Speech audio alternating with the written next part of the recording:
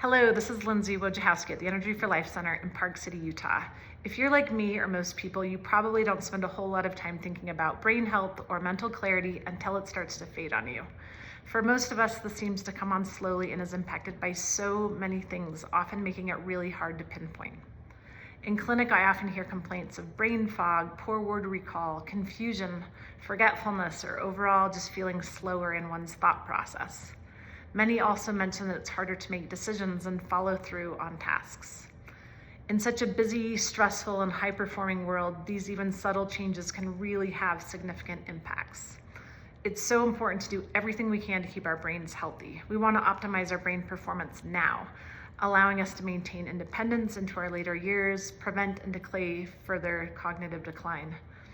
A sharp mind allows us to think clearly, make better decisions, improve problem-solving skills.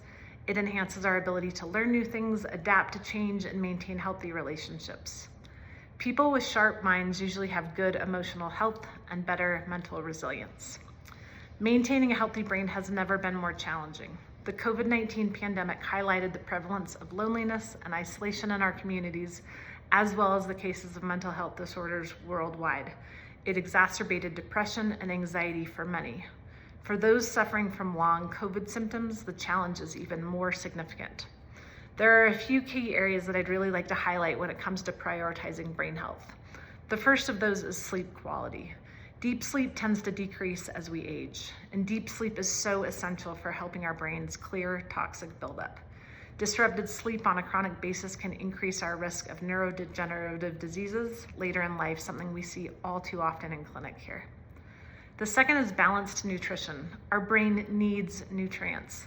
This is certainly not the time for low-fat diets, a trend that hopefully faded in the 1990s. Healthy fats are one of the first things that come to mind when I think of brain health. I think of omega-3 fish oils, healthy fats like things in anchovies and avocados, nuts and seeds, olive oils, etc.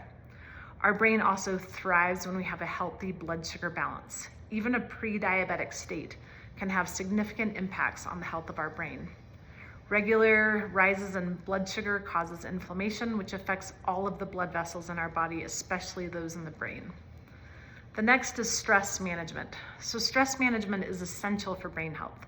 We do a lot of EEGs here in our clinic as a way to look at the impact on the brain from things like concussion, chronic illness, etc. On an EEG, it appears that the chronic stress decreases the frequency that neurons fire in that frontal lobe, challenging things like executive functioning and making these tasks even more challenging. High stress can also contribute to depressive symptoms over time. When I think of stress that negatively impacts the brain, I think of so many things. I think of coexisting medical conditions. I think of poor support system, loneliness, major life changes, grief, etc.